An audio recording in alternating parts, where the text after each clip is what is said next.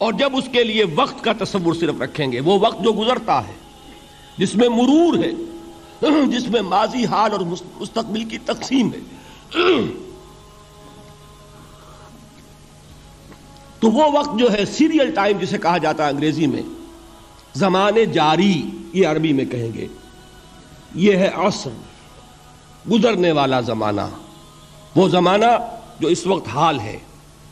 ایک لمحہ ہے حال، اگلے لمحے وہ ماضی ہو گیا، اور اس سے پہلے لمحے وہ مستقبل تھا۔ ہر لمحہ جو ہے وہ گزر رہا ہے کہ میں اپنی تسبیح روز و شب کا شمار کرتا ہوں دانا دانا۔ یہ زمانہ جو ہے گزرتا ہے ماضی، حال اور مستقبل میں، اس کو کہتے ہیں عصر۔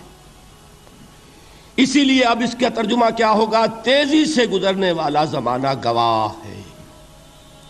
یہ زمانہ گزر رہا ہے، یہ تمہیں اپنی غفلت میں ٹھہرا ہوا نظر آ رہا ہے۔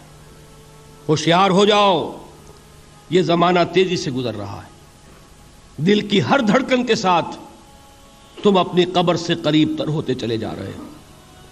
یہ چونکانے کا انداز ہے، یہ زمانہ جو تیزی سے گزر رہا ہے۔ یہ دیکھیے، ایک شعر بچپن میں ہم نے پڑھا تھا، اس وقت اس کی کیفیت آپ پر طاری ہوگی۔ غافل تجھے گھڑیال یہ دیتا ہے منادی، گردوں نے گھڑی عمر کی ایک اور گھٹا دی۔ Every minute which is passing, it is bringing you nearer to your grave۔ ہم نے اپنے میٹرک کے زمانے میں ایک انگریزی کی نظم پڑھی تھی، سام آف لائف۔ اس میں ایک سٹینزا میں آپ کو پڑھ کر سنا رہا ہوں۔ Art is long and time is fleeting, and our hearts though stout and brave, still like muffled drums are beating funeral marches to the grave۔ یہ آپ کے علم میں ہوگا، جب کوئی فوجی بڑا شخص جو ہے، کوئی جرنیل، اس کا جب انتقال ہو جاتا ہے، اس کی لاش کو لے کر جاتے ہیں اس کے کفن کو، تو اس کے ساتھ ہی بینڈ بجتا ہے۔ بینڈ کی ہر جو بیٹ ہے، اس کے ساتھ وہ جنازہ قبر سے قریب تر ہو رہا ہے۔ وہی بیٹنگ آف دی ہارٹ ہے، دل کی ہر دھڑکن کے ساتھ تم اپنی موت سے قریب تر ہو رہے ہو۔ تمہارا یہ جنازہ جیسے کہ وہ بیٹ آف دی ڈرم ہے، اسی طرح بیٹ آف دی ہارٹ کے ساتھ تم اپنی قبر سے قریب تر ہو رہے ہو۔ اور یہ زمانہ جو تمہاری اصل متاع ہے کیا ہمارے پاس؟ یہ تھوڑی سی مہلت، اسی میں کچھ بنانا ہے، اور یہ مہلت تیزی سے گزر رہی، جیسے برف پگھلتی ہے۔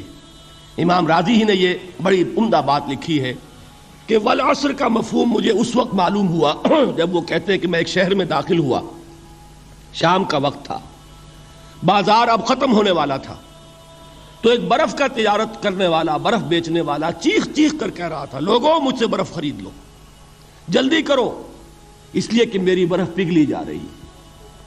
اس لیے کہ ایک دکاندار تو وہ ہے جس کا سامان رکھا ہوا ہے، وہ دکان بند کرے گا، اگلے دن کھولے گا، پھر وہ سامان موجود ہے۔ اگر کچھ نہ بکا، نفع نہیں ہوگا، اس کا اصل سرمایہ تو ضائع نہیں ہوگا۔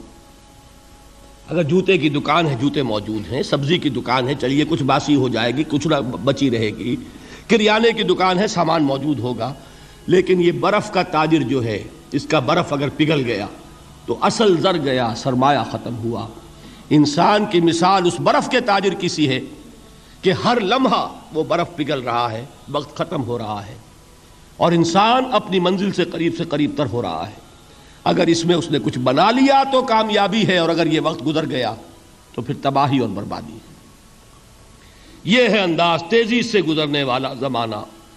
غافل تجھے گھڑیال یہ دیتا ہے منادی، گردوں نے گھڑی عمر کی ایک اور گھٹا دی۔ اب آگے آئیے، ان الانسان لفی خسر۔ الانسان، یہ لام اس کو کہتے ہیں لام تعریف، اور اس میں بہت سے مفہوم پیدا ہوتے ہیں، اس وقت مجھے زیادہ تفصیل میں نہیں جانا۔ یہاں مراد ہے تمام انسان، یہ لام حصر ہے۔ انا تاکید کے لیے آتا ہے، ان الانسان، یقیناً تمام انسان، لفی خسر، خسارے میں۔ لام پھر تاکید کے لیے ہے۔ اب یہ میں جن لوگوں کو عربی گرامر سے کچھ تھوڑا سا شغف ہے ان کے لیے عرض کر رہا ہوں، ایک آیت بھی معجزہ ہے قرآن کا۔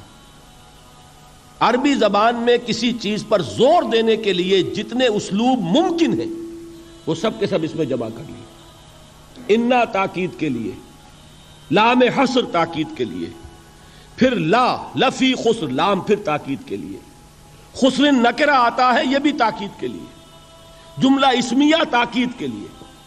جتنے بھی امکانات ہیں عربی زبان میں زور دینے کے کسی چیز پر، وہ سب کے سب اس ایک جملے میں جمع کر دیے گئے. ان الانسان لفی خسر.